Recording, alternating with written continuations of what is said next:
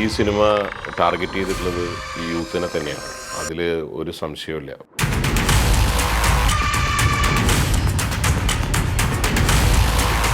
ശരിക്കും മാർക്കോ ഹനീഫിൻ്റെ ഒരു ബ്രീഫിംഗ് തന്നെ ഇതൊരു സ്റ്റൈലിഷ് മൂവി ആയിരിക്കണം എന്നുള്ളതായിരുന്നു. പക്ഷേ അത് നമ്മളൊക്കെ പ്രതീക്ഷിച്ചതിൻ്റെ വളരെ വളരെ മുകളിലേക്ക് കയറിപ്പോയി. ഇപ്പോൾ ഇതേ കൊറിയയിൽ റിലീസ് ചെയ്യാൻ പോകുന്നത് കേൾക്കുന്നു. 50 പേര് എന്ന് പറഞ്ഞാൽ 50 പേരുടെ ഒപ്പം ഉള്ള ആളുടെ ഒരു ഫൈറ്റ് അറിഞ്ഞാൽ നിങ്ങൾ കണ്ടിട്ടുണ്ടായിരിക്കും. അത്രയും ആൾക്കാർ അടിക്കുന്നുണ്ട്. വെറുതെ ഇങ്ങനെ ആക്ഷൻ കാണിക്കുമ്പോൾ വീട്ടിൽ മാത്രമല്ല, പ്രാവൊക്കെ ശരിക്കും പറഞ്ഞിട്ടുണ്ടെങ്കിൽ ഉണ്ണിയുടെ അവിടെ ഇങ്ങനെ വന്നിരുന്നതാണ്. റാംബോ എന്നുള്ള സിനിമയൊക്കെ ഉണ്ട്. ആ സിനിമകളിലൊക്കെ ഇത്തരം ഫൈറ്റുകൾ നടന്നുണ്ട്. ഗ്രാനൈഡ് എറിഞ്ഞിട്ടുള്ള ബ്ലാസ്റ്റൊക്കെ റിയൽ ബ്ലാസ്റ്റാണ്. ഉണ്ണി ഉപയോഗിച്ചിട്ടുള്ള സിഗാർ ശരിക്കും പറഞ്ഞിട്ടുണ്ടെങ്കിൽ ഞങ്ങളതൊരു സ്റ്റൈലിന് വേണ്ടിയിട്ട് കൊണ്ടുവന്നതാണ്. പക്ഷെ അത് ഉണ്ണി ഗംഭീര സ്റ്റൈലായിട്ട് അത് വലിച്ചു. പറയാലോ, ഒരു ഷോട്ടിന് മിനിമം ഒരു 10 സിഗാർ വേണം. അതിൻ്റെ ഒരു അവൈലബിലിറ്റി തന്നെ കുറവാണ്. പിന്നെ ഞങ്ങൾ ബോംബെയിൽ നിന്ന് വരെ വരത്തിട്ട് എന്നത്. എൻ്റെ ടീം വളരെ സന്തോഷത്തിൽ തന്നെയാണ്. ഇതൊക്കെ ഒരു ഹോളിവുഡ് സിനിമയോട് ചെറുതായിട്ടെങ്കിലും നമ്മുടെ മലയാളത്തിൽ നിന്ന് ഒന്ന് സാമ്യം പറ്റുന്ന ഒരു രീതിയിലാണ് ഇതിൻ്റെ ഒരു ഔട്ട് വന്നിട്ടുള്ളത്.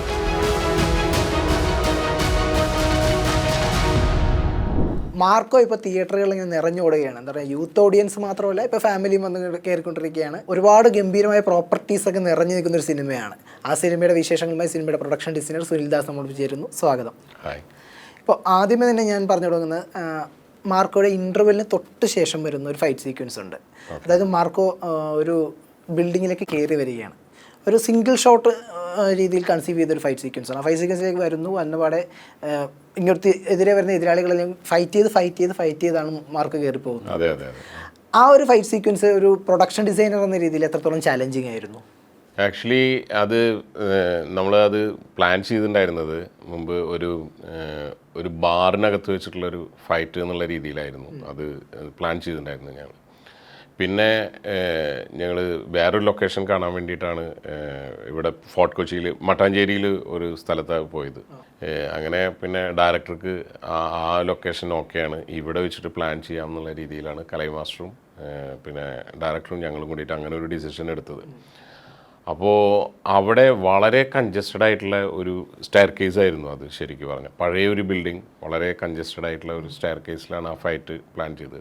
അതിൻ്റെ കോറിഡോർ വേറൊരു പോർഷനായിരുന്നു. അപ്പോൾ അവിടെ ശരിക്കും പറഞ്ഞാൽ ആർട്ടിൻ്റെ വേറൊരു ഈ കൺസ്ട്രക്ഷനൊന്നും പറ്റാണ്ടിരിക്കാൻ വേണ്ടിയിട്ടുള്ള ചില സപ്പോർട്ടുകളും ഈ പ്രോപ്പർട്ടീസ് തന്നെ ഭയങ്കര കൺജസ്റ്റഡ് ആയിട്ടുള്ള ഏരിയയിൽ നിന്നിട്ട് ഞങ്ങളുടെ ടീം നിന്നിട്ട് ഓരോ പോർഷനിലും കൊടുക്കുക എന്നല്ലാണ്ട് വളരെ കൂടുതലായിട്ടുള്ള, പിന്നെ നമുക്ക് സ്വാഭാവികമായിട്ട് അറിയാമല്ലോ, ഈ അതിൽ കുറേ കുറേ ഫൈറ്റിൻ്റെ ഇൻ ബിറ്റ്വീൻ വരുന്ന കുറേ ഇതുകളുണ്ട്.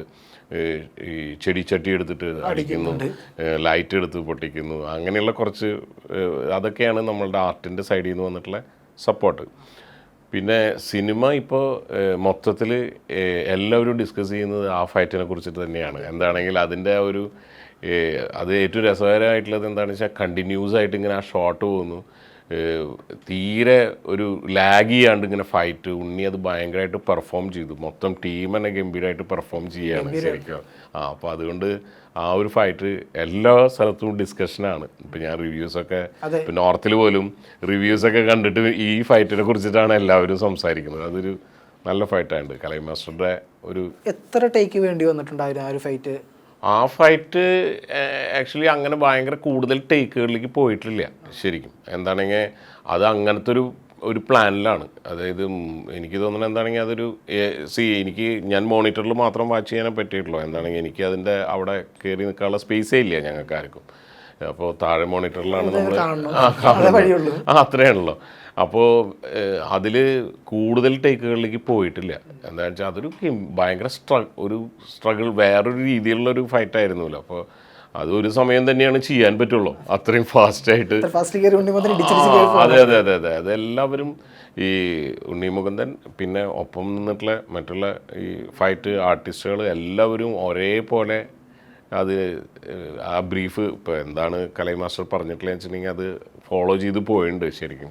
അതിൽ മിസ്റ്റേക്കുകൾ ഉണ്ടെന്ന് വെച്ചിട്ടുണ്ടെങ്കിൽ അത് വീണ്ടും വീണ്ടും ടേക്ക് ചെയ്തെങ്കിൽ എനിക്ക് തോന്നുന്നു അത്രയ്ക്കും പെർഫെക്ഷൻ ഉണ്ടാവില്ല എന്ന് തോന്നുന്നുണ്ട്. അതൊരൊറ്റ ഫ്ലോയിൽ തന്നെ ഒറ്റ ഫ്ലോയിൽ തന്നെ പോയി വളരെ ഫാസ്റ്റ് ആയിട്ട് കഴിഞ്ഞിട്ടുള്ള ഒരു ഫൈറ്റാണ് അത്. ഏറ്റവും ഫാസ്റ്റ് ആയിട്ടാണ് ഒരു ഫൈറ്റ് സീക്വൻസ്. അതെ അതെ അതെ അതെ വളരെ ഫാസ്റ്റ് ആയിട്ട് പോയിട്ടുണ്ടായിരുന്നു. ഓക്കെ, ആദ്യം ഫ്രെയിമുകൾ മാറ്റേണ്ട കാര്യമില്ല. ഇല്ല, അതായത് ഒരു സ്റ്റഡി ക്യാമ്പ് വെച്ചിട്ട് ഇങ്ങനെ പോവാണ്. അപ്പോൾ അത് കാരണം അത്ര അതങ്ങനെ തന്നെയാണ് ചെയ്തിട്ടുള്ളത്. വളരെ ഫാസ്റ്റായിട്ട് നമ്മൾ അവസാനിപ്പിച്ച് പോന്നിട്ടുള്ള ഒരു സ്ഥലം കൂടിയാണ് അത് ശരിക്കും പറഞ്ഞാൽ. പടം ആരംഭിക്കുമ്പോൾ ആദ്യം നമ്മൾ കാണുന്ന ഒരു ബോക്സിംഗ് റിംഗ് ആണ്, ഒരു കിക്ക് ബോക്സിംഗ് കാര്യങ്ങൾ. അതെ, അത് പൊതുവേ ഈ ഹോളിവുഡ് സിനിമകളിലൊക്കെയാണ് നമ്മൾ ഈ മലയാള സിനിമയിൽ അങ്ങനെ കണ്ടിട്ടേ ഇല്ലാത്ത ഒരു സംഭവമാണ്. അതെ അതെ അതെ അതെ.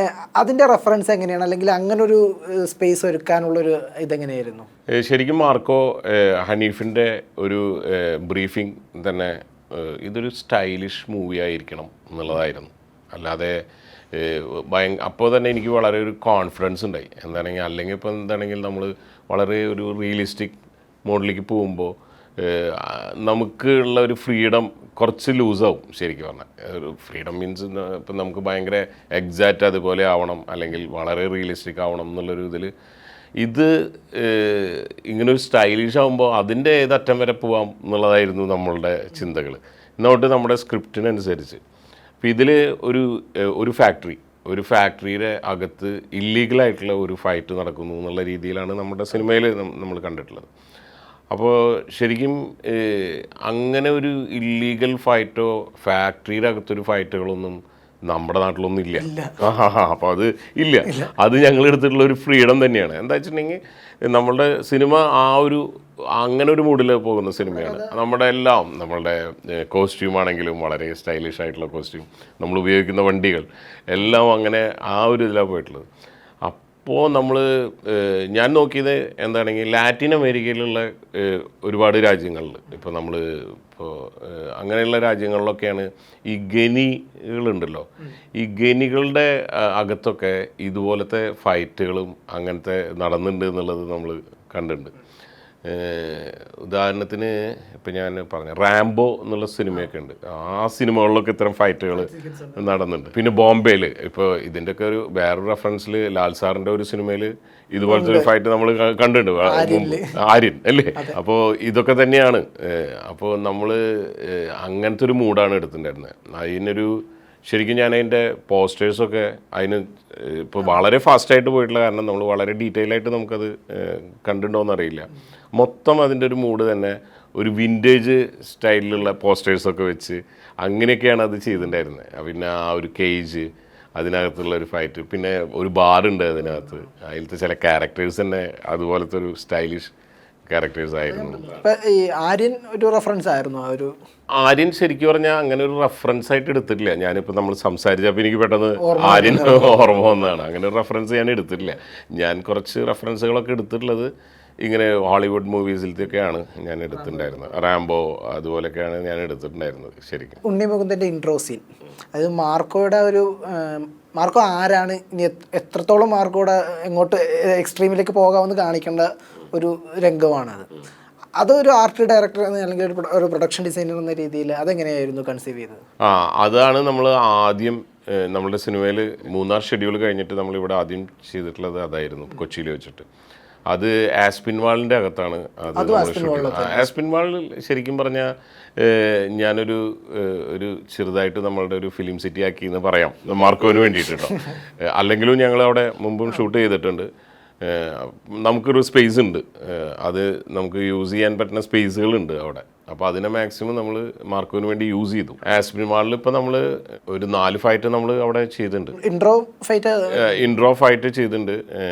പിന്നെ ഈ കേജിൻ്റെ ഫൈറ്റ് ചെയ്തിട്ടുണ്ട്. കേജും അതിനകത്ത് തന്നെയായിരുന്നു ചെയ്തത്. പിന്നെ നമ്മൾ വേറൊരു പോർഷൻ എന്ന് പറഞ്ഞിട്ടുണ്ടെങ്കിൽ നമ്മളുടെ അഡാട്ട് വീടിൻ്റെ ഇൻറ്റീരിയർ പോർഷൻസ് നമ്മൾ ഇവിടെ ചെയ്തിട്ടുണ്ട്.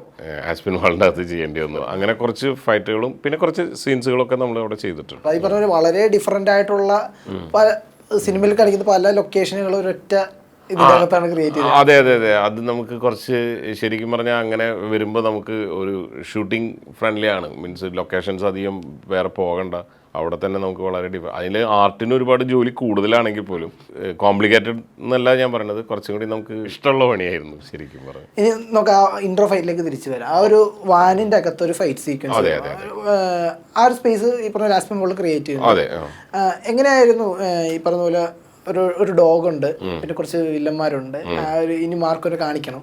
അതെ, എങ്ങനെയായിരുന്നു അതിനൊന്ന് ക്രിയേറ്റ് ചെയ്യുക, അല്ലെങ്കിൽ ഡയറക്ടറുടെ ഒരു ബ്രീഫ് എന്തായിരുന്നു ആ ഒരു സീൻ? ഞാനും ഹനീഫുമായിട്ട് ആർട്ട് എന്നുള്ള രീതിയിൽ ഞങ്ങൾ ഇരുന്നിട്ട് ഡിസ്കസ് ചെയ്തിട്ടുണ്ടായിരുന്നു. അത് ഞങ്ങൾ ശരിക്കും ഞാനത് ആദ്യം ഞങ്ങൾ ഹനീഫിന് കൊടുത്തിട്ടുണ്ടായിരുന്ന ഒരു ഇല്ലുസ്ട്രേഷൻ അങ്ങനത്തെ ഒരു രീതിയിലല്ലായിരുന്നു ശരിക്കും. പിന്നെ അത് ഞങ്ങൾ ഡിസ്കസ് ചെയ്തിട്ടാണ് അതൊരു പ്രാവിൻ്റെ കൂടുകളാക്കി മാറ്റി, അങ്ങനത്തെ ഒരു ഏരിയ ആക്കി മാറ്റി. അതിനകത്ത് ഒരു വാൻ ഇട്ട് ആ വാൻ്റെ അകത്ത് ഡോഗുകളെ നിറച്ചിട്ടാണ് ശരിക്കും മാർക്കോനെ അതിനകത്ത് ഇട്ടിട്ടാണ് ഇയാൾ വെല്ലുവിളിക്കുന്നത്. അങ്ങനെ ഒരു ഇതിലാണ് അത് പോകുന്നത്. അതിൽ നമ്മൾ യൂസ് ചെയ്തിട്ടുള്ള വെപ്പൺസൊക്കെ എന്ന് പറഞ്ഞാൽ അതിലൊരു ചേഞ്ച് നമ്മൾ കൊണ്ടുവന്നിട്ടുണ്ട്. കാരണം എന്താണെങ്കിൽ അത് വളരെ ലോക്കലായിട്ടുള്ള ഒരാളുടെ ഒരു വെല്ലുവിളിയായിരുന്നു, ആ ഒരു സ്പേസ് ആണ്. അപ്പോൾ അതിൽ നമ്മൾ കൃത്യമായിട്ട് പ്ലാൻ ചെയ്തിട്ടുണ്ടായിരുന്നു. വളരെ നാടൻ കത്തി അത്തരം സാധനങ്ങളൊക്കെയാണ് നമ്മുടെ തനി ലോക്കൽ പരിപാടി വിളിക്കാൻ പോയിട്ടുണ്ടായിരുന്നത്. ആ ഫൈറ്റിലാണ് ഉണ്ണിയുടെ ഗംഭീര പെർഫോമൻസ് അതിൽ ചെയ്തിട്ടുള്ളത്. അതിൽ വളരെ എന്താ പറയുക, വളരെ മാജിക് ആയിട്ടുള്ള ചില സംഭവങ്ങളും അതിൽ ഇടയിലുണ്ടായി. ആ പ്രാവൊക്കെ ശരിക്കും പറഞ്ഞിട്ടുണ്ടെങ്കിൽ ഉണ്ണിയുടെ അവിടെ ഇങ്ങനെ വന്നിരുന്നതാ. അതെ, അങ്ങനെയൊക്കെ അത് നമ്മളിപ്പോൾ സാധാരണ അറിയാലോ, ഇങ്ങനെ പിടിച്ച് കെട്ടിയിടലും അങ്ങനെയൊക്കെ ചെയ്യുക. ഇത് അങ്ങനെയൊന്നുമല്ല. ഇതിങ്ങനെ ഒന്ന് പറത്തി വിട്ടപ്പോൾ അത് അവിടെ വന്നിട്ട് ഇങ്ങനെ ഇരുന്നുണ്ടായിരുന്നു. അതൊക്കെ വളരെ രസമായി. സിനിമയിൽ അത് നല്ല സ്പേസ് കിട്ടി. അങ്ങനെ ഉണ്ടായിരുന്നു. ഫസ്റ്റ് മൂവിയാണ് മാർക്കോ എന്ന് പറയുന്നത്, അവർ ആ ഡയറക്ടർ എന്ന രീതിയിൽ സ്വതന്ത്രമായിട്ട് വർക്ക് ചെയ്തു. അതെ അതെ. ഫസ്റ്റ് തുടങ്ങുന്നത് ബറോസിന്ന് കരിയർ സ്റ്റാർട്ട് ചെയ്യുന്നത്, അസോസിയേറ്റ് ആയിട്ട് വർക്ക് ചെയ്യുന്നത്. പിന്നീട് അവിടെ നിങ്ങളുടെ മാർക്കോയിലേക്ക് എത്തുന്നു.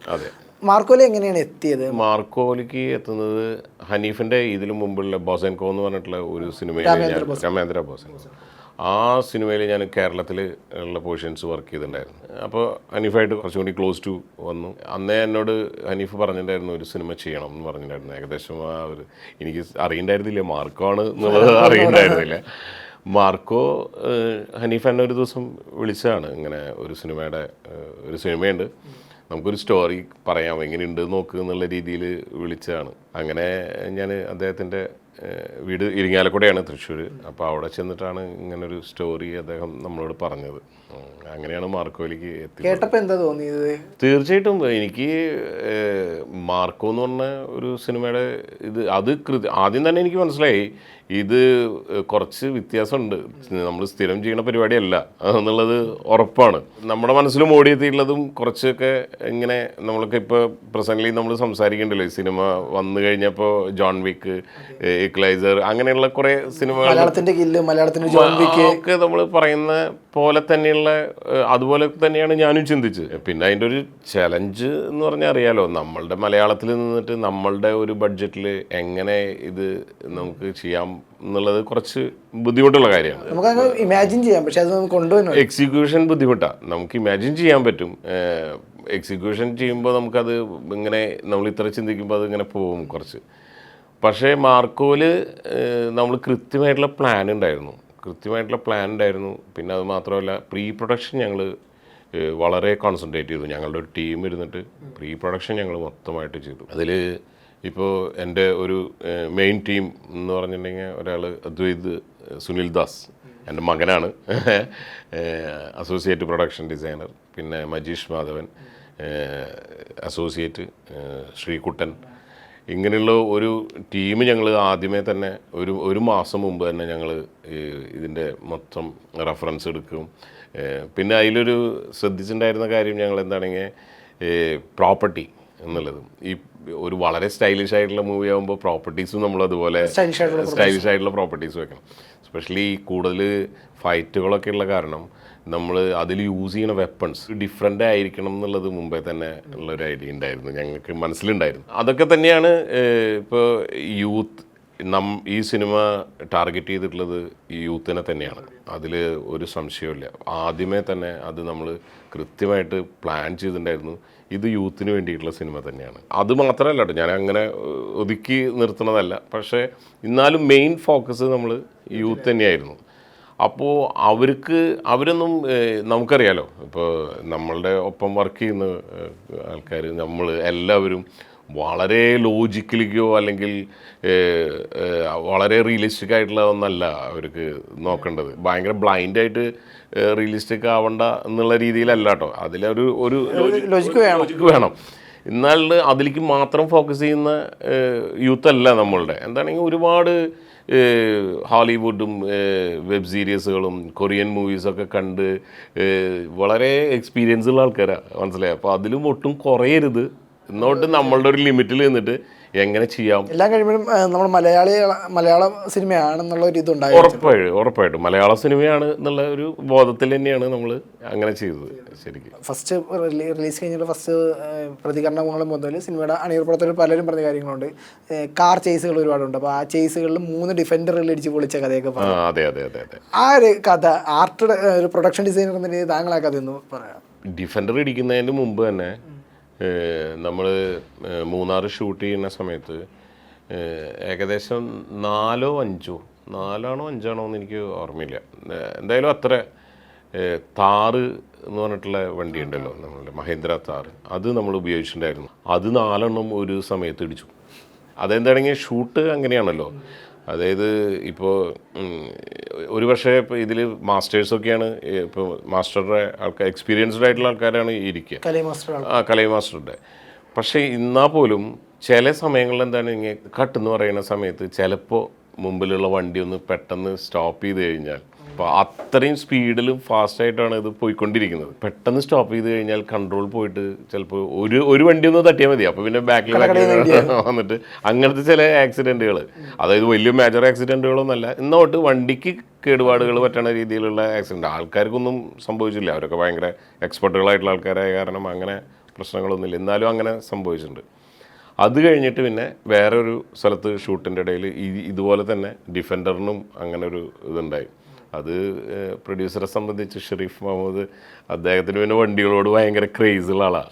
ആൾക്ക് പിന്നെ ബാക്കിയുള്ള എല്ലാവർക്കും ടെൻഷനായി, എന്താ വെച്ചാൽ ഇടിച്ച് ഡിഫൻഡറാണ്, നമുക്കാണെങ്കിൽ ഇത് ഭയങ്കര കോസ്റ്റ്ലി അല്ലേ. അപ്പോൾ അതറിയാം. അദ്ദേഹം പിന്നെ അതിനെ ഒരു ഭയങ്കര പോസിറ്റീവായിട്ട് ഇങ്ങനെ എന്ത് ചെയ്യും നമ്മുടെ സിനിമയ്ക്ക് വേണ്ടി എന്നുള്ള രീതിയിൽ അതിനെ ഒരു പക്ഷേ ആ ഒരു എന്താ പറയുക, ആ ഡിഫൻഡറുകൾ ഇടിച്ച് പൊളിഞ്ഞാലും പടം അങ്ങനെ മുന്നോട്ട് പോകാനുള്ള ഒരു കോൺഫിഡൻസ് ആ ടീമിൻ്റെ തന്നെയാണ് ആ സിനിമ ഇപ്പോൾ ഇത്രയും ഹൈ.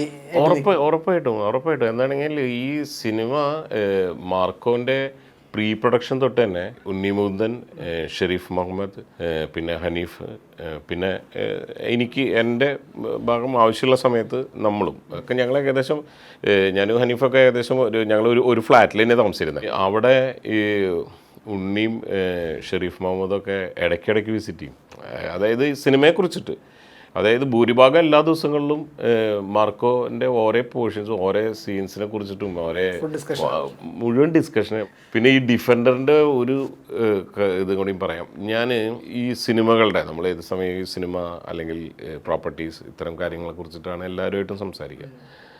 അപ്പോൾ ഈ ക്രൂവിൽ തന്നെ നമുക്ക് ഈ മലപ്പുറം, കാസർഗോഡ് അങ്ങനെയുള്ള നമ്മളുടെ ഭാഗത്തു നിന്നുള്ള യൂത്തായിട്ടുള്ള കുറച്ച് ആൾക്കാരുണ്ടായിരുന്നു നമ്മുടെ അവിടെ. അപ്പോൾ അവരായിട്ട് ഒരു ദിവസം സംസാരിച്ചപ്പോൾ അവർ പറഞ്ഞ എന്താണെങ്കിൽ, ഞങ്ങൾ പല സിനിമകളിലും അതായത് കാറുകൾ, അതായത് ഇപ്പോൾ ജി വാഗൺ ഇത്തരം കാറുകളുണ്ടല്ലോ, മാർക്കോ ഇറങ്ങുന്നതിന് മുമ്പാണ് പറയുന്നത്, ഇത്തരം കാറുകളുണ്ട് എന്ന് പറഞ്ഞിട്ട് അത് കാണാൻ വേണ്ടിയിട്ട് സിനിമയ്ക്ക് പോയിട്ടുണ്ടെന്ന് പറയുന്നത്. അപ്പോൾ കാറുകൾക്ക് അത്രയും വലിയൊരു ഫാൻ ഉണ്ട് ശരിക്കും പറഞ്ഞാൽ, നമ്മുടെ നാട്ടിൽ മൊത്തം ഉണ്ട് കേട്ടോ. അപ്പോൾ അതും കൂടി മാർക്കോല് അല്ല, പലപ്പോഴും ഈ സിനിമകളിൽ എന്ന് പറയുമ്പോൾ ഒരു വലിയ വെഹിക്കിൾ വരുന്നുണ്ടാവും, പക്ഷെ അത് മറിയുന്ന അല്ലെങ്കിൽ ഒരു ആക്സിഡന്റ് ഉണ്ടാകുന്ന ഒരു സീനിൽ എൻ്റെ വെഹിക്കിൾ മാറുന്നത് നമ്മൾ പ്രേക്ഷകർ പലരും നോട്ട് ചെയ്യുന്ന ട്രോളുകളാകുന്ന. അതെ അവിടെയാണ് ഈ പറഞ്ഞ ഡിഫൻഡർ വന്ന് ഇടിക്കുകയാണ്, പൊളിയുന്നു. അല്ലല്ല, ഇവിടെ അങ്ങനത്തെ അത്തരം പരിപാടികൾക്കൊന്നും ഹനീഫ് സമ്മതിക്കില്ല, അത് ഉറപ്പാണ്. ഹനീഫ് മാത്രമല്ല, ഒരാളും മാർക്കോലത്താരും അങ്ങനത്തെ ഇത് കാണിക്കാൻ എനിക്ക് തോന്നുന്നില്ല, എന്താണ് സമ്മതിക്കുന്നു തോന്നുന്നില്ല. ആ ഡിഫൻഡറിന്റെ സീൻസ് ഒക്കെ കഴിഞ്ഞ പിന്നെ ഏറ്റവും വലിയൊരു ഫൈറ്റ് സീക്വൻസ് വരുന്നത് ഉണ്ണിമുകുന്ദന്റെ കൈയും കാലും കെട്ടിയിട്ടതിന് ശേഷം നടക്കുന്നൊരു ഫൈറ്റാണ്. അത് കഴിഞ്ഞിട്ട് പിന്നെ അത് ആ ചെയിൻസ് ഒക്കെ എടുത്തിട്ട് ഫൈറ്റ് ചെയ്യുന്നുണ്ട്. അതെ അതെ. അവിടെ യൂസ് ചെയ്ത പ്രോപ്പർട്ടീസിന്റെ ഒരു ഐഡിയ എങ്ങനെയായിരുന്നു? അതിൽ ആ പ്രോപ്പർട്ടീസ് നമുക്ക് കൃത്യമായിട്ട് നമ്മൾ കലൈ മാസ്റ്ററായിട്ടും ഹനീഫായിട്ടും ഇരുന്നിട്ട് ഒരു കൃത്യമായിട്ടൊരു ഇതിൻ്റെ ഒരു എങ്ങനെയായിരിക്കും ഇതിൻ്റെ ഒരു കോറിയോഗ്രാഫി എങ്ങനെയാണെന്നുള്ളതിനെ കുറിച്ചിട്ട് ധാരണയുണ്ടായിരുന്നു. അപ്പോൾ അത് നമ്മൾ ഈ പ്രീ പ്രൊഡക്ഷൻ സമയത്ത് തന്നെ അത് പ്ലാൻ ചെയ്തിട്ടുണ്ടായിരുന്നു. അപ്പോൾ ഞാൻ ആദ്യം പറഞ്ഞ പോലെ തന്നെ എനിക്കിതിൻ്റെ പ്രോപ്പർട്ടീസിൽ ഒരു ചേഞ്ച് വേണം എന്നുള്ളതുണ്ടായിരുന്നു. അതിന് വേണ്ടിയിട്ടാണ് ഞങ്ങൾ അതിൻ്റെ ഒരു വെപ്പൺസ് ഡിസൈൻ ചെയ്തത്. ആ വെപ്പൺസ് ഡിസൈൻ ചെയ്ത് തന്നെയാണ്. നമുക്കത് മാർക്കറ്റിൽ കിട്ടുന്ന വെപ്പൺസ് അല്ല. ഒരു ആക്സും ഇതൊക്കെ കൂടിയിട്ട് ഞങ്ങളൊരു അങ്ങനെ ഒരു ഡിസൈനിൽ ചെയ്തിട്ട് നമ്മൾ മേക്ക് ചെയ്തതാണ് ആ വെപ്പൺസൊക്കെ. പിന്നെ കട്ട് ചെയ്യണത് അതൊക്കെ എന്ന് പറഞ്ഞാൽ അതിനൊരു കുറച്ച് ഹാർഡാവണം എന്നുള്ളതുണ്ടായിരുന്നു. എന്താണെങ്കിൽ ആ ഒരു ഇമോഷൻ അദ്ദേഹത്തിൻ്റെ സുഹൃത്തിൻ്റെ കൈ വെട്ടി കഴിഞ്ഞിട്ട് പിന്നെയുള്ള ആളുടെ ഒരു കുറച്ച് ഒരു എന്താ പറയുക വയലൻസ് കുറച്ച് കൂടുതലുള്ള ഉണ്ട്. അപ്പോൾ അതിന് അത്രയും സൂട്ടബിൾ ആയിട്ടുള്ള വേറൊരു വെപ്പൺ ഇല്ല അയാളെ മൊത്തം ദേഷ്യം കാണിക്കാൻ വേണ്ടിയിട്ട്. അതിനൊരു പവർ ഉണ്ടല്ലോ ശരിക്കും പറഞ്ഞാൽ. അതിൻ്റെ ഒരു സൗണ്ട് ആണെങ്കിലും അതിൻ്റെ ഒരു ആക്ഷൻ ആണെങ്കിലും അതിപ്പോൾ വേറൊരു വെപ്പണിൽ കിട്ടില്ല. എന്നോട്ട് ബാക്കിയുള്ള ഉപയോഗിച്ചിട്ടുള്ളതായാലും നമ്മൾ അങ്ങനത്തെ ഒരു ഉണ്ട്. പിന്നെ കടിക്കുന്ന ഒരു കത്തിയുണ്ട്. പിന്നെ വേറെ കുറച്ച് വെപ്പൺസും ഉണ്ട്. ഉണ്ണിമൂന്നനെ ആക്രമിക്കുന്ന ഈ ഗ്രൂപ്പിന്റെ കയ്യിൽ നിന്ന് വരുന്നത് അങ്ങനത്തെ ഒരു വെപ്പൺസും ഉണ്ട്. അഡാട്ട് ഹൗസ് നമ്മൾ പറഞ്ഞ പോലെ ആസ്പിൻ വോളിൽ കുറച്ച് പോർഷൻസ് ക്രിയേറ്റ് ചെയ്യുന്നുണ്ട്. പിന്നെ അല്ലാതെ ഹൗസ് വേറെ വരുന്നുണ്ട്. അവിടെ ഒരു വലിയ ഫൈറ്റ് സീൻ ഉണ്ട്. ഫൈറ്റ് സീൻ എന്ന് പറഞ്ഞു കഴിഞ്ഞാൽ ഈ പടത്തിലെ ഏറ്റവും എന്താ പറയാ ബ്രൂട്ടൽ എന്ന് പറയാവുന്ന കുറെ മൊമെന്റ്സ് നടക്കുന്ന ഒരു പോർഷൻ ഉണ്ടായി. അകത്തുള്ള ഫൈറ്റ് ഗ്യാസ് സിലിണ്ടറും ഒക്കെ ഉണ്ട്. ആ ഒരു പോർഷനെ ഷൂട്ട് ചെയ്യുമ്പോൾ ഉള്ള ഒരു എക്സ്പീരിയൻസ് എങ്ങനെയായിരുന്നു? അഡാട്ട് ഹൗസ് ശരിക്കും എഴുപുന്ന എന്ന് പറഞ്ഞ ഒരു സ്ഥലത്തുള്ള ഒരു വീടാണത്. അത് കോമൺ ആയിട്ട് നമ്മൾ സിനിമകളിൽ ഒരുപാട് കണ്ടിട്ടുള്ളതാണ്. ഭീഷ്മ അതിലൊക്കെ റോഡ് സൈഡുള്ള ആ വീട് തന്നെ ഒരുപാട് സിനിമകൾ. ആദ്യം തന്നെ എന്താണെങ്കിൽ നമുക്ക് ഈ കണ്ടത് വീണ്ടും കാണുമ്പോഴൊരു വിരസത ഉണ്ടല്ലോ ആൾക്ക്, അറിയാവുന്നതാണ് എന്നുള്ള രീതിയിൽ. അപ്പോൾ അതിനു വേണ്ടി എന്നോട്ട് നമുക്ക് ആ വീട് വേണം താനും. അത്ര ഒരു സ്പേസും അങ്ങനെ ഒരു ഇതൊക്കെ വേണം. ഞങ്ങൾ വേറെ ലൊക്കേഷൻസ് ഒക്കെ പോയിട്ട് വിൻറ്റേജ് വേണം. എന്താ വെച്ചാൽ ഇവരൊരു അഡാട്ട് ഹൗസ് എന്ന് പറയുമ്പോൾ ഒരു അങ്ങനെയുണ്ട്. അപ്പോൾ അതുകൊണ്ട് തന്നെയാണ് ആ വീട് ചൂസ് ചെയ്തത്. എക്സ്റ്റീരിയറിൽ തന്നെ ഒരുപാട് ഫൈറ്റ് ഉണ്ട്. അതായത് സൈറസിൻ്റെ ഒരു എൻട്രി, വില്ലൻ്റെ ഒരു എൻട്രി. അപ്പോൾ ഉപയോഗിക്കുന്നതെന്ന് പറഞ്ഞാൽ അറിയാലോ, ഫുള്ള് അടിച്ച് പൊളിക്കുകയാണ്. അപ്പോൾ ഗ്രനേഡൊക്കെ എറിയുന്നു. അതുപോലെ ഗൺ ഷോട്ടുകളുണ്ട്. അപ്പോൾ അതിന് ഇപ്പോൾ അപ്പോൾ അതിൻ്റെ ആ വീടിൻ്റെ ഒരു ആർക്കിടെക്ചർ എന്ന് പറഞ്ഞിട്ടുണ്ടെങ്കിൽ വെറും ആർച്ചുകൾ ആയിട്ടുള്ള ഒരു 8-9 ആർച്ചായിട്ടുള്ളൊരു സ്ട്രെയിറ്റ് ആയിരുന്നു അത്. അപ്പോൾ നമുക്ക് കൃത്യമായിട്ടൊരു ബ്ലാസ്റ്റ് വേണം എന്നുള്ളതിനെ കുറിച്ചിട്ടൊരു ഡിസ്കഷൻ വന്നു ഞങ്ങൾക്ക്. അതിനൊരു എന്താ വെച്ചാൽ വില്ലൻ ചെറിയ ഒരാളല്ല, കയറി അടിക്കുക എന്നുള്ള രീതിയിൽ മാർക്കോൻ്റെ ആ സമയത്ത് അങ്ങനെ കയറിപ്പോണം എന്നുള്ളത് തന്നെയായിരുന്നു. അപ്പോൾ അതുകൊണ്ട് തന്നെയാണ് ഇന്നോട്ട് ഇതൊരു 100 വർഷത്തോളം പഴക്കമുള്ള ഒരു വീടും കൂടിയാണ്. അപ്പോൾ അതിന് ഒരു ഡാമേജ് ഒന്നും വരാനും പാടില്ല. അപ്പോൾ അതുമാത്രമല്ല നമുക്ക് ടോട്ടൽ ഡിസൈൻ മാറണം എന്നുള്ളതിനെ കുറിച്ചിട്ടുള്ളൊരു ധാരണയുണ്ടായിരുന്നു. ഞാൻ ഇല്ലുസ്ട്രേഷനൊക്കെ ഞാൻ ചെയ്തിട്ടുണ്ടായിരുന്നു അതിൻ്റെ. അപ്പോൾ അത് കാരണം ഞങ്ങൾ എന്ത് ചെയ്തെന്ന് വെച്ചിട്ടുണ്ടെങ്കിൽ അതിൻ്റെ ഫ്രണ്ട് പോർഷൻ ഒരു 15 ഫീറ്റ് എക്സ്റ്റൻഷൻ ചെയ്തു ശരിക്കും, സെയിം ആസ് ഇറ്റ്. പിന്നെ ഇതിനൊക്കെ വിൻഡോ ഒക്കെ വെച്ചിട്ട് ഞങ്ങൾ മൊത്തം ഇത് ബ്ലാസ്റ്റ് ചെയ്യുക എന്നുള്ള രീതിയിൽ, ഗ്ലാസ്സൊക്കെ പൊട്ടുക എന്നുള്ള രീതിയിൽ അങ്ങനെ മൊത്തം ഒരു ചേഞ്ച് ചെയ്തിട്ട് നമ്മൾ പിന്നെ ഈ ഗ്രാനൈഡ് എറിഞ്ഞിട്ടുള്ള ബ്ലാസ്റ്റൊക്കെ റിയൽ ബ്ലാസ്റ്റാണ്. അല്ലാതെ നമ്മൾ വെറുതെ ഇപ്പോൾ VFX ഇതുകളൊന്നും അതിനെ എൻഹാൻസ് ചെയ്യിപ്പിക്കാൻ വേണ്ടി VFXൻ്റെ സപ്പോർട്ട് ഉറപ്പായിട്ടും വേണം. അല്ലാതെ എന്തായാലും എല്ലാ സിനിമകളിലും വേണം. പക്ഷേ റിയൽ ബ്ലാസ്റ്റ് തന്നെയാണ്.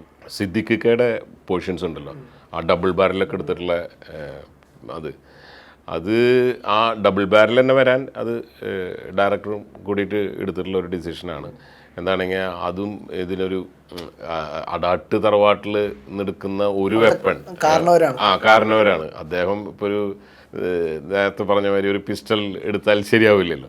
അപ്പോൾ അദ്ദേഹത്തിന് ആ ഒരു ഡബിൾ ബാരൽ തന്നെ വേണം. അദ്ദേഹത്തിൻ്റെ ആദ്യത്തെ കുറച്ച് പോർഷൻസ് നമ്മൾ അതിനകത്ത് തന്നെയാണ് ചെയ്തിട്ടുള്ളത്. പിന്നെ നമുക്ക് അവിടുത്തെ ഒരു പ്രായോഗികമായിട്ടുള്ള ബുദ്ധിമുട്ട് എന്താണെങ്കിൽ അവിടെ നമുക്ക് വലിയ ബ്ലാസ്റ്റുകളോ അല്ലെങ്കിൽ ഈ ഗൺ ഫയർ തന്നെ കൂടുതൽ ഉപയോഗിക്കാനൊന്നും പറ്റില്ല, ഫയറൊന്നും പറ്റില്ല. അപ്പോൾ അതുകൊണ്ട് ഞങ്ങൾ എന്ത് ചെയ്തെന്ന് വെച്ചിട്ടുണ്ടെങ്കിൽ അതിൻ്റെ നെക്സ്റ്റ് വരുന്ന കുറച്ചും കൂടി ബ്രൂട്ടൽ സൈറസ് അഗതി കയറിയിട്ടുള്ള പോർഷൻസൊക്കെ ഞങ്ങൾ വീണ്ടും ഫോർട്ട് കൊച്ചിയിൽ വന്നിട്ട് ആസ്പിൻ വാളിൻ്റെ അകത്ത് തന്നെ നമ്മൾ പ്ലാൻ ചെയ്തു. പിന്നെ ആ കിച്ചണൊക്കെ ഞങ്ങൾ അതിനകത്ത് തന്നെ സെറ്റ് ഉണ്ടാക്കുക ചെയ്തത്. കാരണം എന്താണെങ്കിൽ അതിനൊരു പ്രാക്ടിക്കലി നമുക്ക് ഷൂട്ട് ചെയ്യണമെങ്കിലൊക്കെ കുറച്ചും കൂടി സ്പേസ് വേണം ശരിക്കും. ഇപ്പോൾ അവിടുത്തെ ആ വീടിനകത്ത് അത്ര സ്പേസ് ഇല്ല. പിന്നെ അതുപോലെ ഇപ്പം നമ്മളൊരു സെറ്റ് ഉണ്ടാക്കുമ്പോൾ അറിയാലോ, നമുക്ക് ഇപ്പോൾ ഒരു DOPയുടെ സൗകര്യത്തിന് വേണ്ടിയിട്ട് വളരെ ഈസി ആയിട്ട് നമുക്ക് വേണമെങ്കിൽ ഒരു വാൾ എടുത്തിട്ട് ഒന്ന് നീക്കി കൊടുത്തു കഴിഞ്ഞാൽ കുറച്ചും കൂടി നല്ല ഷോട്ടുകൾ DOPക്ക് ഉണ്ടാക്കാൻ പറ്റും. അതൊക്കെ ആർട്ടിൻ്റെ ഭാഗത്ത് നിന്ന് നമ്മൾ ചെയ്തു കൊടുക്കുന്ന ചില കാര്യങ്ങളാണ്. അതുപോലെ ജഗദീഷ് ഏട്ടൻ്റെ ക്യാരക്ടർ ടോണി എന്ന് പറഞ്ഞ ക്യാരക്ടർ സിഗരറ്റ് വലിക്കുന്നുണ്ട്. സിഗരറ്റ് വലിക്കുന്നതെന്ന് പറഞ്ഞാൽ ഞാൻ ആദ്യമായിട്ട് അങ്ങനെ കാണുന്നു ഒരു റിങ്, ആ റിങ്ങിൽ സിഗരറ്റ് കണക്ട് ചെയ്ത് വലിക്കുന്നു. ആ റിങ് ആ ഒരു ഐഡിയ എങ്ങനെയാണ്? ആക്ച്വലി അത് എൻ്റെ ആർട്ടിന്റെ ഭാഗമല്ല കേട്ടോ. ഇത് ശരിക്കും പറഞ്ഞാൽ കോസ്റ്റ്യൂമാണ്. ഇതില് ഹനീഫ് ഒരു ഇമേജ് ഉണ്ടായിരുന്നു, ഇങ്ങനെ ഒരു ഇമേജ് ഇതുപോലത്തെ ഈ റിങ്ങിന്റെ ഈ ഒരു ഇത് ഉപയോഗിക്കണം എന്ന് അദ്ദേഹം പറഞ്ഞിട്ടുണ്ടായിരുന്നു. അത് എനിക്ക് തോന്നുന്നത് അദ്ദേഹം അത് പ്രൊഡ്യൂസറായിട്ട് സംസാരിച്ചിട്ട് പ്രൊഡ്യൂസറാണ് അത് കളക്ട് ചെയ്തിട്ട് ദുബായിൽ നിന്ന് കളക്ട് ചെയ്ത് കൊണ്ടുവന്നിട്ടുള്ളത്. അത് അങ്ങനെയാണ് അത് ഉപയോഗിച്ചിട്ടുള്ളത്. ആർട്ടിന്റെ വർക്കുകൾ ഇല്ല, അത് അവര് അല്ല. അതായത് ആക്ച്വലി ശരിക്കും പറഞ്ഞിട്ടുണ്ടെങ്കിൽ ഈ ഇത്തരം ജോബുകൾ, ഇപ്പോൾ ഒരു കോസ്റ്റ്യൂം, നമ്മൾ ഉപയോഗിക്കുന്ന വാച്ച് അല്ലെങ്കിൽ റിങ്, ഇതൊക്കെ ശരിക്കും പറഞ്ഞിട്ടുണ്ടെങ്കിൽ കോസ്റ്റ്യൂമിൻ്റെ സൈഡിൽ നിന്ന് പ്രൊവൈഡ് ചെയ്യേണ്ടതാണ്. പക്ഷേ എന്നോട്ട് ഇത്തരം സ്പെഷ്യൽ ഇതുകൾ നമ്മളും ചെയ്യാൻ പറ്റും. അപ്പോൾ അതിലിപ്പോൾ ഉപയോഗിച്ചിട്ടുള്ള ഇദ്ദേഹത്തിൻ്റെ ആ സിഗരറ്റിൻ്റെ ബോക്സ്, അതൊക്കെ ആർട്ട് കൊടുത്തിട്ടുള്ളതാണ്. പിന്നെ ഇപ്പോൾ ഉണ്ണി ഉപയോഗിച്ചിട്ടുള്ള നമ്മളുടെ സിഗാർ, അത് ശരിക്കും പറഞ്ഞിട്ടുണ്ടെങ്കിൽ ഞങ്ങളതൊരു വളരെ ഒരു സ്റ്റൈലിന് വേണ്ടിയിട്ട് കൊണ്ടുവന്നതാണ്. പക്ഷെ അത് ഉണ്ണി ഗംഭീര സ്റ്റൈലായിട്ട് അത് വലിച്ചു ആദ്യം. അത് സത്യം പറഞ്ഞാലോ ഒരു വലിയൊരു ബഡ്ജറ്റിലേക്ക് പോയി സിഗാർ. ഞാൻ ആർട്ടിൻ്റെ ബഡ്ജറ്റിൽ വരണതാ, സിഗാറിൻ്റെ വലിയൊരു ബഡ്ജറ്റിലേക്ക് പോയി. എന്താ എൻ്റെ സിനിമയുടെ തുടക്കം തൊട്ട് ലാസ്റ്റ് വരെ സിഗാറുണ്ട്. പറയാലോ, ഒരു ഷോട്ടിന് മിനിമം ഒരു 10 സിഗാർ വേണം. അതിൻ്റെ ഒരു അവൈലബിലിറ്റി തന്നെ കുറവാണ് നമ്മുടെ നാട്ടിൽ. ഇവിടെ ഒരു സ്ഥലത്ത് മാത്രമേ ഉള്ളൂ അത്. പിന്നെ ഞങ്ങൾ ബോംബെന്ന് വരെ വരത്തിട്ട് വന്നു. അങ്ങനെ ഒരു പ്ലാനിലാണ് ചെയ്തത്. പിന്നെ അതെങ്ങനെ അത് ഭയങ്കര സ്റ്റൈലായിട്ട് അദ്ദേഹം അത് ചെയ്തു തുടങ്ങിയ പിന്നെ അതങ്ങനെ കണ്ടിന്യൂ ചെയ്ത് പോയി. അത് എല്ലാം കഴിയുമ്പോൾ മാർക്കോ പെർഫ്യൂം യൂസ് ചെയ്യുന്നുണ്ട്. അതായത് ബ്രദർ കൊടുക്കുന്ന പെർഫ്യൂം. ആ പെർഫ്യൂം എന്ന് പറയുന്നത് മാർക്കോ എന്ന് തന്നെ എഴുതിയ പെർഫ്യൂമാണ്. അതിന്റെ ഒരു ലുക്സ് ഉണ്ട്, ഒരു ബ്ലാക്ക് കളറിൽ ഗോൾഡൻ, നമ്മുടെ ടൈറ്റിൽ ഡിസൈൻ ടോണിൽ ചെയ്തിരിക്കുന്നത്. എങ്ങനെയായിരുന്നു ആ സിനിമയിൽ ഏറ്റവും ഇമ്പോർട്ടൻ്റ് ആയിട്ടൊരു പ്രോപ്പ് എന്ന് തന്നെ പറയാൻ പറ്റും. അത്രയും സിനിമയ്ക്ക് അത്രയും റിലവൻ്റ് ആയിട്ടൊരു പ്രോപ്പാണ്. ആ ഒരു പ്രോപ്പ് ഉണ്ടാക്കുമ്പോൾ എങ്ങനെയാണ് അത്ര സ്റ്റൈലിഷ്, ആ ഒരു ബോട്ടിലിന് ഒരു ഭംഗിയും കാര്യങ്ങളൊക്കെ കൊണ്ടുവരണം, അതിൻ്റെ ഒരു ഐഡിയ എങ്ങനെയായിരുന്നു? അത് ശരിക്കും നമ്മളുടെ ഭാഗത്തു നിന്ന് തന്നെ ഹനീഫായിട്ട് സംസാരിച്ചിട്ടുള്ളതാണ്. ഇങ്ങനൊരു പെർഫ്യൂം നമുക്ക് കൊടുത്താലോ എന്നുള്ള രീതിയിൽ തന്നെയാണ് ഞാൻ തന്നെയാണ് ചോദിച്ചത് ഹനീഫിനോട്, ഇങ്ങനെ ഒരു പെർഫ്യൂം നമുക്ക് ചെയ്താലോ. എന്താ വെച്ചിട്ടുണ്ടെങ്കിൽ പെർഫ്യൂമിൻ്റെ ഒരു ഇതുണ്ട്. പിന്നെ അത് മാത്രമല്ല ഈ ഭയങ്കര ഒരു ബോണ്ട്, അനിയനായിട്ടുള്ള ഒരു ഇതുണ്ടല്ലോ, ബ്രദേഴ്സിൻ്റെ ഒരു, അപ്പോൾ അതൊക്കെ കണക്ട് ചെയ്യാൻ വേണ്ടിയിട്ട് അങ്ങനെ സംസാരിച്ചു. ഹനീഫ് അത് ഓക്കെ വെൽക്കം ചെയ്തു. അപ്പോൾ ഹനീഫിന് പിന്നെ കൃത്യമായിട്ട് പറഞ്ഞു ഇങ്ങനെ വേണം, നമുക്ക് ഇതുപോലെ വേണം എന്നൊക്കെയുള്ള രീതിയിൽ ഭയങ്കര സ്റ്റൈലിഷ് ആക്കണം എന്നുള്ളത്. പ്രത്യേകിച്ച് ഹനീഫാണെങ്കിൽ ഒരു പെർഫ്യൂമിൻ്റെ എന്താ പറയുക, അത്രയധികം പെർഫ്യൂം ഉപയോഗിക്കുന്ന ആളും കൂടിയാണ്. അപ്പോൾ ഇതിലത്തെ ഇപ്പോൾ ആദ്യം തന്നെ നമ്മുടെ ബ്രദർ ബ്ലൈൻഡ് ആയിട്ടുള്ള ആൾ പറയുന്നുണ്ടല്ലോ ഇന്ന പെർഫ്യൂമേ ഉപയോഗിച്ചിട്ടുള്ളത്, അതൊക്കെ അനീഫിന് കൃത്യമായിട്ട് അറിയാം. അതിൽ വേറെ ആരോട് ചോദിക്കേണ്ട കാര്യമില്ല, അങ്ങനത്തെ ഒരു കാര്യമാണ്. അപ്പോൾ പിന്നെ എനിക്ക് എന്താണെങ്കിൽ അത് ബ്ലാക്ക് ബോട്ടിൽ തന്നെ വേണം എന്നുണ്ടായിരുന്നു ശരിക്കും. എന്നാലാണ് അത് ആ കോസ്റ്റ്യൂമും നമ്മുടെ ആ സിറ്റുവേഷനും ഒക്കെ ചേർന്ന് പോവുള്ളൂ. അത് ശരിക്കും പറഞ്ഞാൽ ആ പെർഫ്യൂം ബ്ലെൻഡ് ചെയ്യണതിൻ്റെയും ആ പെർഫ്യൂം ഉണ്ടാക്കുന്നതിൻ്റെയും സീനുകൾ നമ്മൾ ഷൂട്ട് ചെയ്തിട്ടുണ്ടായിരുന്നു ശരിക്കും. അത് പിന്നെ എഡിറ്റിൽ പോയിട്ടുള്ളതാണ്. ഇനി പടത്തിൻ്റെ ക്ലൈമാക്സിനെ നിങ്ങൾ ചിത്രീകരിച്ചിരിക്കുന്ന ലൊക്കേഷൻ ഏതാണ്, അല്ലെങ്കിൽ എവിടെയായിരുന്നു ആ ഒരു ക്ലൈമാക്സ് വന്നിട്ട്? ക്ലൈമാക്സ് ശരിക്കും നമ്മൾ ചെയ്തത് കൊല്ലത്ത് കുണ്ടറ എന്ന് പറഞ്ഞിട്ടുള്ള ഒരു സ്ഥലത്തുള്ള ഒരു ഫാക്ടറിയാണ്.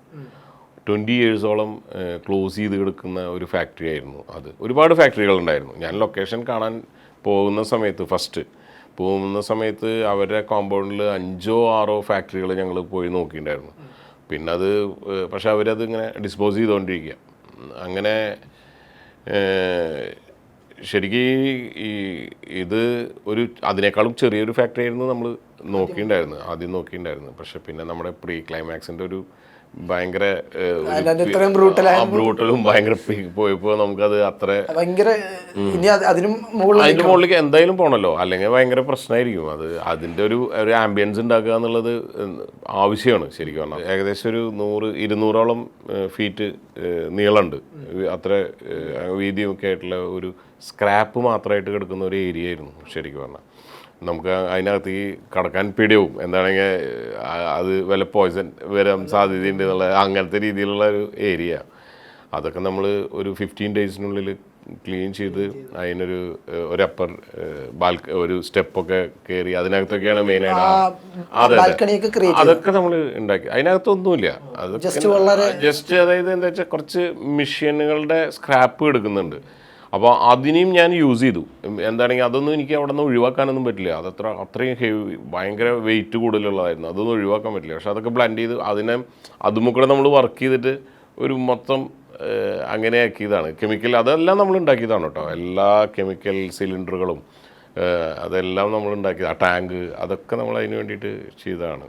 ആ പോർഷനിൽ ഉണ്ണിമുകുന്ദൻ്റെ ക്യാരക്ടർ യൂസ് ചെയ്യുന്ന ഒരു ഗണ്ണുണ്ട്, സിനിമയുടെ പോസ്റ്റേഴ്സിലൊക്കെ കാണിക്കുന്നത് മെഷീൻ ഗൺ യൂസ് ചെയ്യുന്നു. ആ പ്രോപ്പ് എങ്ങനെയാണ്? ആ പ്രോപ്പ് നമുക്ക് 2 രീതിയിൽ ചെയ്യണം. അപ്പോൾ ഒന്ന് നമ്മൾ അത് ഹയർ ചെയ്തിട്ടുള്ളതാണ്, പുറത്തുനിന്ന് കൊണ്ടുവന്നിട്ടുള്ളതാണ് ആ പ്രോപ്പ്. അത് മാത്രമല്ല നമുക്ക് അതിൻ്റെ കൃത്യമായിട്ടുള്ള ഡമ്മികളും ഉപയോഗിക്കണം. അത് നമുക്ക് ആവശ്യമുള്ള ചില പോർഷൻസിൽ മാത്രം ഉപയോഗിക്കാൻ വേണ്ടിയിട്ടാണ് കേട്ടോ. സാധാരണ എന്താണെന്ന് വെച്ചാൽ നമ്മൾ അത്രയും ഡമ്മികൾ ഉപയോഗിക്കുക എന്ന് പറഞ്ഞിട്ടുണ്ടെങ്കിൽ അറിയാം, എന്താണെങ്കിൽ ഇത്രയും വെയിറ്റുള്ള ഇത് ഒരു ആർട്ടിസ്റ്റിനെ സംബന്ധിച്ച് അത് ഉപയോഗിക്കാൻ കുറേ ബുദ്ധിമുട്ടാണ്. അത്രയും വെയിറ്റ് ഉണ്ട്, അത് ശരിക്കും റിയൽ ഇതിന് വെയിറ്റ് ഉണ്ട്. പക്ഷേ അത് കുറേ സമയം പിന്നെ അത് വെച്ചിട്ടുള്ള ആക്ഷൻ അതൊക്കെ ഭയങ്കര ബുദ്ധിമുട്ടായിരിക്കും. സിനിമയിലൊക്കെ നമ്മൾ അങ്ങനെ സംഘം വില്ലന്മാരുണ്ട്. അവരെല്ലാവരോടും ഈ തോക്കൊണ്ടാണല്ലോ. അതെ. പക്ഷെ ഇതില് അദ്ദേഹം തന്നെ അതെന്താ വെച്ചാൽ അത് മെക്കാനിസം അതിൻ്റെ വർക്ക് ചെയ്യണം എന്നുള്ള രീതിയിൽ. ഇപ്പോൾ സാധാരണ ഇപ്പോൾ നമ്മൾ ഡമ്മി ഉണ്ടാക്കുന്ന സമയത്ത് അതങ്ങനെ അത്ര ഭയങ്കര ഇതിൻ്റെ ആവശ്യമില്ല, മനസ്സിലായോ? പക്ഷേ ഇതിൽ പിന്നെ അദ്ദേഹത്തിന് അങ്ങനെ ഒരു പെർഫെക്ഷൻ വേണം എന്നുള്ളതുണ്ടായിരുന്നു, ഉണ്ണിക്ക് തന്നെ അങ്ങനെ വേണം എന്നുണ്ടായിരുന്നു. അപ്പോൾ അത് വെച്ചിട്ട് ആൾക്ക് പിന്നെ അതൊന്നും അത്ര വലിയ പ്രശ്നമല്ല.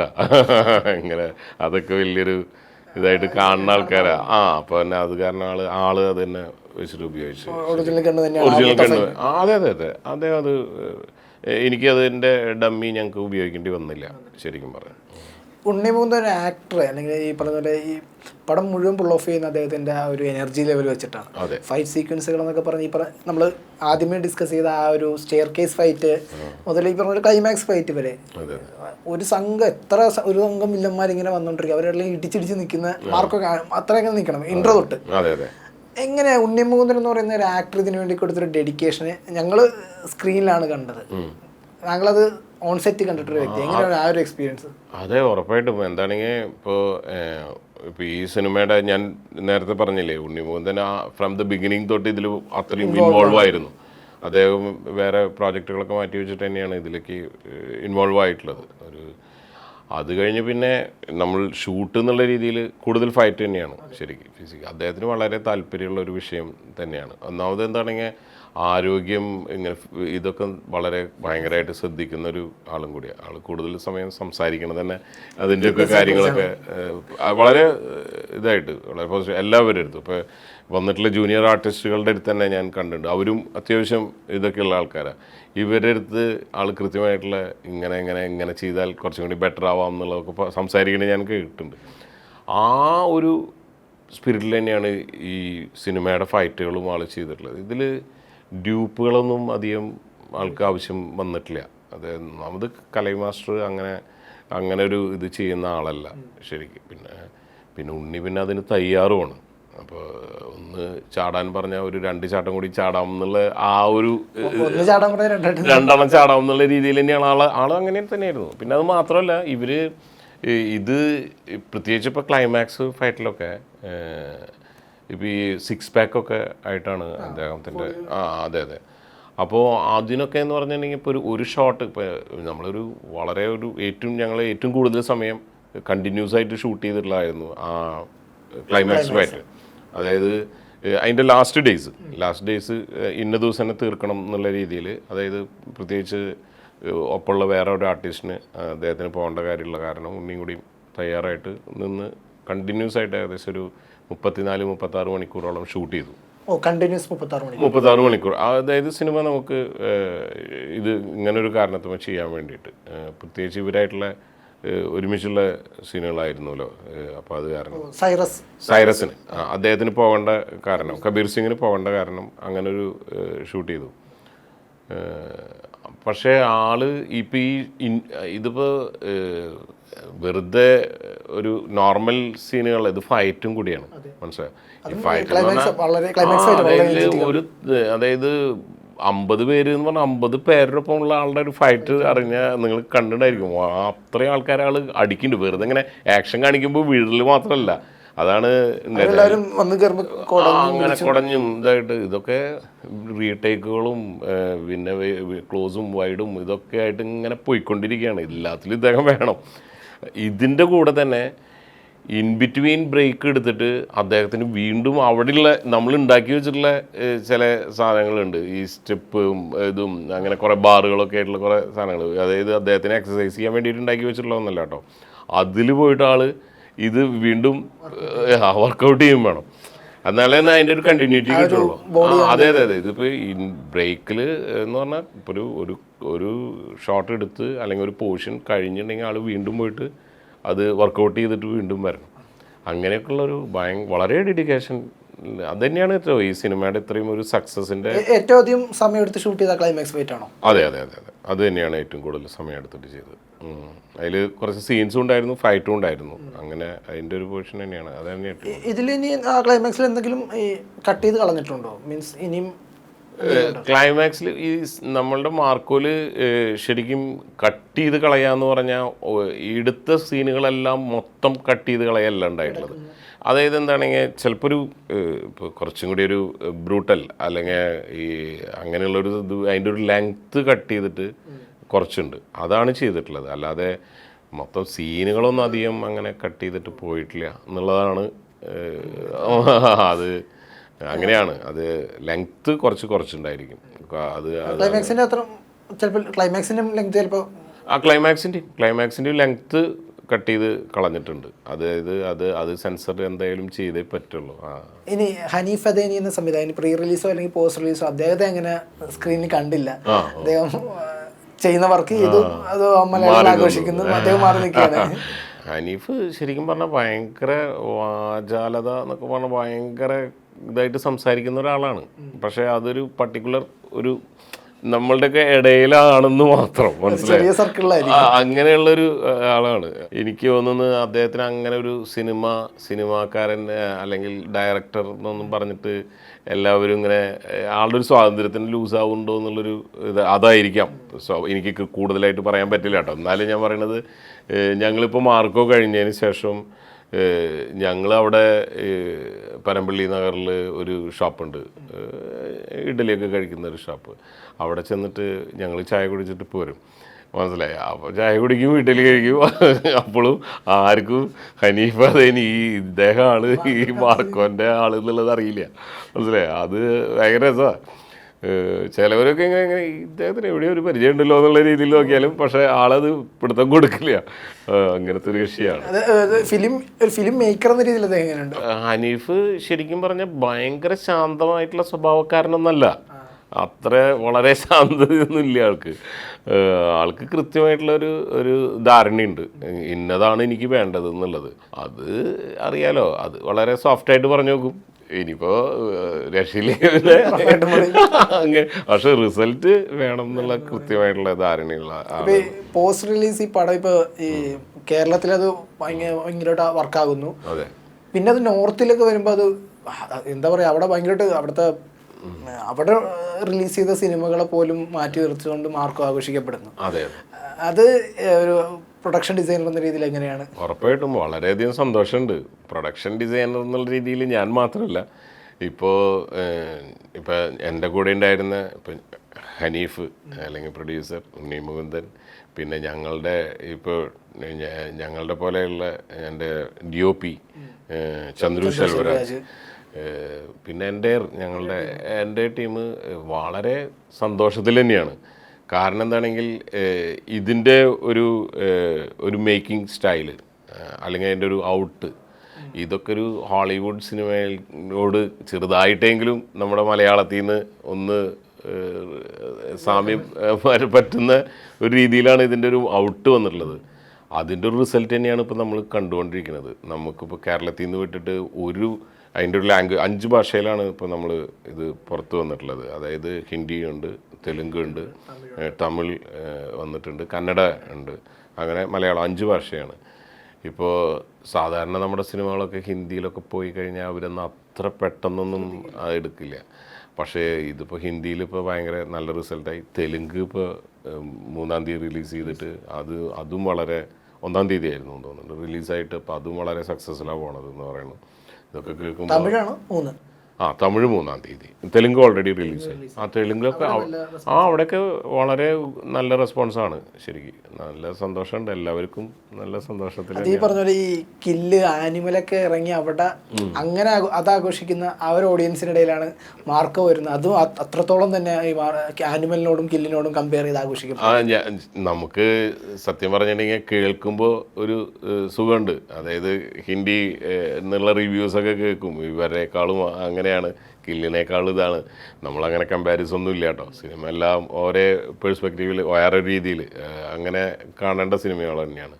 പക്ഷെ നമ്മുടെ സിനിമ, നമ്മുടെ മലയാളത്തിൽ നിന്നുള്ള നമ്മളുടെ ഒരു ആക്ഷൻ സിനിമ എന്ന് പറയുമ്പോൾ അതിന് അറിയാലോ, നമ്മൾ പ്രത്യേകിച്ച് കേരളത്തിൽ നിന്ന് ചെയ്യുമ്പോൾ ഉള്ള ലിമിറ്റേഷൻസിൽ നമുക്ക് ചെയ്യാൻ പറ്റുള്ളൂ.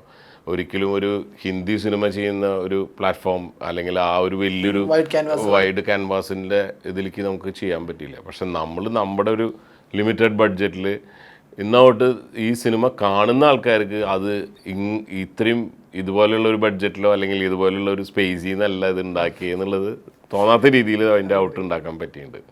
അതിൽ നമ്മളെല്ലാവരോടും ഇതിൻ്റെ ഒപ്പം തന്നെ പറയേണ്ടത്, ഇപ്പോൾ ഇവിടെ വരാൻ പറ്റാത്ത ചന്ദ്രു ശെൽവരാജ്, പിന്നെ ഇതിൻ്റെ അസോസിയേറ്റ്സ്, സിനിമയുടെ, അതുപോലെ തന്നെ എല്ലാവരും എൻ്റെ കേട്ടോ, ഇതിൽ എൻ്റെ ടീമിൻ്റെയും സപ്പോർട്ട് തന്നെയായിരുന്നു. മാർക്കോയിൽ കൂടുതലും അങ്ങനെ തന്നെയായിരുന്നു. മാർക്കോ കൃത്യമായിട്ട് ഷൂട്ട് ചെയ്യുന്ന സമയത്ത് തന്നെ എല്ലാവർക്കും അറിയായിരുന്നു കേട്ടോ. മാർക്കോ ഇപ്പോൾ നമ്മൾ കാണുന്ന ഈ സക്സസ് എന്ന് ഞാൻ പറയുന്നില്ല, എന്നാലും ഇത് സംസാരിക്കുന്നു, ഇത് കൊളുത്തും എന്നുള്ള ഒരു കൃത്യമായിട്ടുള്ള ധാരണയിൽ തന്നെയാണ് ഞങ്ങൾ ചെയ്തത്. ഇതിന്റെ എഡിറ്റർ ഷമീർ മഹമ്മൂദ്, അദ്ദേഹം ഫസ്റ്റ് ഞങ്ങൾ അജയന്റെ 2-ാം മോഷണ സിനിമയുടെ ഇന്റർവ്യൂവിനൂടെ വന്നിരുന്നു. വന്ന സമയത്ത് അദ്ദേഹം പറഞ്ഞതെന്ന് പറയുന്നത്, അദ്ദേഹം കണ്ടുള്ള 10 കൊറിയൻ പടത്തിനേക്കാളും കൂടുതൽ വയലൻസ് ഉള്ള സിനിമയായിരിക്കും, ഒരു പടമായിരിക്കും എന്നൊരു പറഞ്ഞിരുന്നു. അത് പറയുമ്പോൾ ഫസ്റ്റ് എഡിറ്റ് തുടങ്ങുന്നേ ഉള്ളൂ.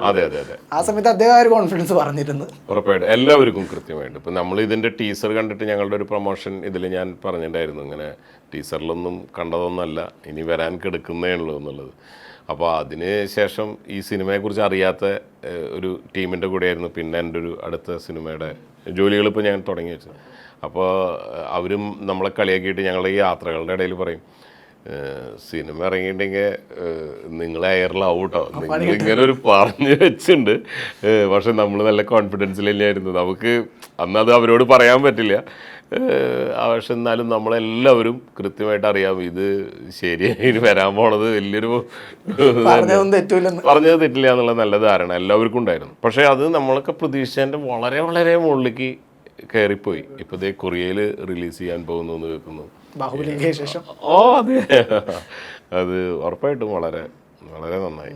ഇത് മൊത്തത്തിൽ ഞാൻ ചോദിക്കട്ടെ, എല്ലാ ഇപ്പൊ കിട്ടുന്ന റെസ്പോൺസിൽ ഹനീഫ് അദീനിയുടെ ഒരു പ്രതികരണം എന്തായിരിക്കും താങ്കളുടെ? ഉറപ്പായിട്ടും ഹനീഫ് ഇതിനെ അടുത്ത ദിവസങ്ങളെല്ലാം കണ്ടിരുന്നു. ഞങ്ങളിത് എല്ലാ ദിവസവും നമ്മൾ ചാറ്റ് ചെയ്യാറുണ്ട്. ഇപ്പൊ എല്ലാ ദിവസവും നമ്മൾ സംസാരിക്കാറുണ്ട്. കാണല് കുറവായിരുന്നു, ഞാനിപ്പോൾ അതിന് ശേഷം കണ്ടിട്ടുണ്ടായിരുന്നു. പക്ഷെ ഇപ്പോൾ കാണൽ ഇത്തിരി കുറവാണ്. ഞങ്ങൾ ഇപ്പോൾ നെക്സ്റ്റ് പ്രോജക്റ്റ് ആളുടെ ഉണ്ട്, ആളുടെ സ്ക്രിപ്റ്റ് അതിൽ ഞാൻ വർക്ക് ചെയ്യുന്നുണ്ട്. അപ്പോൾ അതിൻ്റെ കാര്യങ്ങൾക്ക് വേണ്ടിയിട്ട് ഞങ്ങൾ സംസാരിക്കാറുണ്ട്. ഒപ്പം ഞങ്ങൾ മാർക്കോൻ്റെ സന്തോഷങ്ങളും, അല്ലെങ്കിൽ ഹനീഫ് ഭയങ്കര പോസിറ്റീവ് തന്നെയാണ്. ഹനീഫ് ഇതിൻ്റെ ട്രോളൊക്കെ അയച്ചു തരും, ഇങ്ങനെ ആളെ കളിയാക്കിയിട്ടുള്ള സാധനങ്ങളൊക്കെ ഉണ്ടല്ലോ. അല്ലെങ്കിൽ ഹനീഫിൻ്റെ തലയ്ക്ക് വെച്ചിട്ട് ഇങ്ങനെ ഈ മനുഷ്യൻ ഇത്രയും ക്രൂരനാണോ എന്നൊക്കെ ചോദിക്കണം. അങ്ങനത്തെ ഇതുകളൊക്കെ ആള് അയച്ചു തരാം. അല്ല, ഇപ്പോൾ ഈ രാമേന്ദ്ര ബോസ് ഒന്നിച്ച് വർക്ക് ചെയ്തതാണ്. അപ്പോൾ ആ സിനിമ പ്രതീക്ഷ ഒരു സക്സസ് നമുക്ക് വന്നില്ല. എങ്ങനെയായിരുന്നു ടീം അതിനെ നിങ്ങൾ ഡീൽ ചെയ്തത്, അല്ലെങ്കിൽ ഹനീഫ് അതിനെങ്ങനെയായിരുന്നു? ഹനീഫ് അപ്പോൾ ആ സിനിമ പോയി, നമ്മൾ അത്ര പ്രതീക്ഷിച്ചില്ല. കഴിഞ്ഞ വർഷത്തെ ഓണം, ഈ വർഷത്തെ കഴിഞ്ഞതിൻ്റെ മുമ്പിലത്തെ വർഷത്തെ ഓണം സത്യം പറഞ്ഞാൽ ഞങ്ങളെ സംബന്ധിച്ചൊരു വല്ലാത്തൊരു വിഷമമുള്ള തന്നെയായിരുന്നു.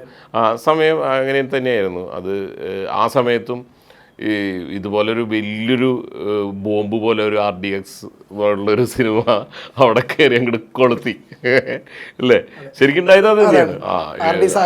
ആഘോഷിക്കപ്പെട്ടു. അപ്പോൾ ആ ഒരു ടാർഗറ്റ് തന്നെയായിരുന്നു ശരിക്കും പറഞ്ഞാൽ ഇപ്പോൾ ക്രിസ്മസിന് ഉണ്ടായിരുന്ന നമ്മളുടെ മാർക്കോൻ്റെ ഓഡിയൻസും. അന്നും RDXന് ഏറ്റവും കൂടുതൽ കയറിയിട്ടുള്ള യൂത്ത് തന്നെയായിരുന്നു. അപ്പോൾ ഹനീഫ് കൃത്യമായിട്ട് അത് പഠിച്ചിട്ടുണ്ടായിരിക്കാം. ഇനിയുള്ള ഒരു സംഭവം റെഡിയാക്കുമ്പോൾ അത് ഇന്ന ആൾക്കാരെ ടാർഗറ്റ് ചെയ്യണം എന്നുള്ള അത് കൃത്യമായിട്ടുണ്ടല്ലോ. ഗ്രേറ്റ് ഫാദർ തൊട്ട് അദ്ദേഹത്തിന് ഉണ്ട്. അദ്ദേഹത്തിൻ്റെ സിനിമകളിൽ എല്ലാവരും സംസാരിക്കുന്ന ഒരു വിഷയം അതാണ്. ഇദ്ദേഹം വളരെ സ്റ്റൈലിഷായിട്ട് സിനിമേനെ കൊണ്ടുപോകുന്ന ഒരാളാണ് ശരിക്കും പറഞ്ഞാൽ. ഇപ്പോൾ ഈവൻ ഇപ്പോൾ നോക്കിയറിയാം അദ്ദേഹത്തിൻ്റെ സിനിമകളിലത്തെ ക്യാരക്ടേഴ്സിൻ്റെ പേര് പോലും മാർക്കോ അന്ന് ആ സിനിമയിൽ നിന്ന് മിഗായേലിൽ നിന്ന് വന്നിട്ടുള്ളതാണ്, മനസ്സിലായോ? അത് പ്രത്യേകം വളരെ അന്നേ മാർക്കോ ശ്രദ്ധിച്ചിരുന്നു കേട്ടോ. മിഗായേലിൽ ശ്രദ്ധിച്ചിരുന്നു ശരിക്കും. അപ്പോൾ അത് ആ ഒരു വില്ലൻ ക്യാരക്ടറിനെ ഇപ്പോൾ നായകനാക്കിയിട്ട് കൊണ്ടുവരുമ്പോൾ അത് ശരിക്കും പറഞ്ഞാൽ ഹനീഫ അദേനിയുടെ ഒരു ധൈര്യം തന്നെയാണ് ശരിക്കും. അത് കൃത്യമായിട്ട് ധൈര്യം, അതിൻ്റെ ഒപ്പം നിന്നിട്ടുള്ള പ്രൊഡ്യൂസറെ ആയാലും ഉണ്ണിമുകുന്ദൻ്റെ ആയാലും വളരെ കോൺഫിഡൻസ് ആയിട്ടുള്ള ഒരു അറ്റം തന്നെയായിരുന്നു ശരിക്കും പറഞ്ഞു. എന്തായാലും 2024 അവസാനിച്ചപ്പോഴേക്കും സുനിൽ ദാസ് എന്ന് പറയുന്ന ഒരു പ്രൊഡക്ഷൻ ഡിസൈനർ കത്തിയിരിക്കുകയാണ്. മീൻസ് മാർക്കോ പോലൊരു വമ്പൻ പ്രൊജക്റ്റിലൂടെ വലിയൊരു സ്റ്റാർട്ടിങ് കിട്ടിയിരിക്കുകയാണ്. ഇനി അതിലും മികച്ച രീതിയിൽ മാർക്കോ കത്തിയതിനെ പോലെയല്ല, അതിനും മുകളിൽ തന്നെ പോകുന്ന വലിയ വലിയ പ്രൊജക്റ്റുകളിലൂടെ അത് വളരട്ടെ. എല്ലാവിധ ആശംസകളും. Thank you very much. Okay.